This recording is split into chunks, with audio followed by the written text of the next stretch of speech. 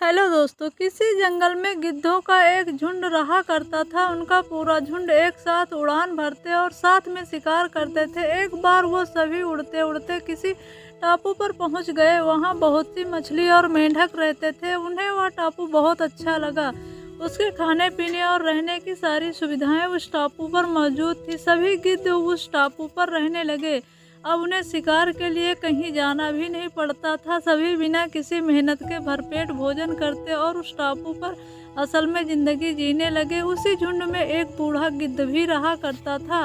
वह बूढ़ा गिद्ध यह सब देखकर बहुत परेशान रहता था। उसे अपने साथियों का आलस भरी दशा देखकर चिंता होने लगी।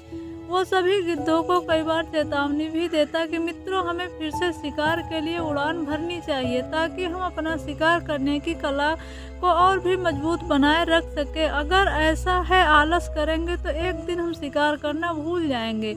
इसलिए हमें जल्द ही अपने पूरे जंगल में वापस जाना होगा। उस पुराने गिद्ध की सलाह सुनकर सभी गिद्ध हंसने लगे। वह उसका मजाक बनाने लगे। उन्होंने कहा कि बूढ़ा होने के वजह से इनका दिमाग खराब हो गया है, इसलिए हम इन्हें आरामदायक जीवन देना चाहते हैं। ये कहकर गिद्धों के झुंड ने उस टापू से उड़ान भर ली और उसके बाद वो बूढ़ा गिद्ध अकेले ही जंगल वापस लौट गया।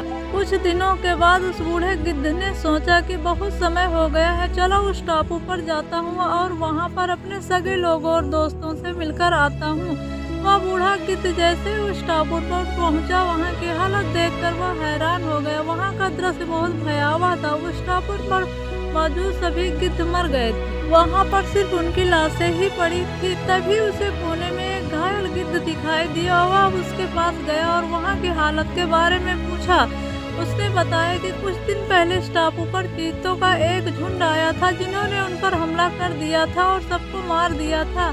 हम उन लोगों से बहुत ऊंचा उड़ान भरना चाहते हैं, तो हम अपनी जान भी नहीं बचा सके। हमारे पंजों में उनसे मुकाबला करने की क्षमता भी कम हो गई थी। उस घायल गिद्ध की बात सुनकर बूढ़े गिद्ध को बहुत दुख हुआ और उसके मरने के बाद बूढ़ा गिद्ध वापस से अपने जंगल में वापस चला गया। इस कहानी से आपको क्या सीख मिलती है दोस्तों?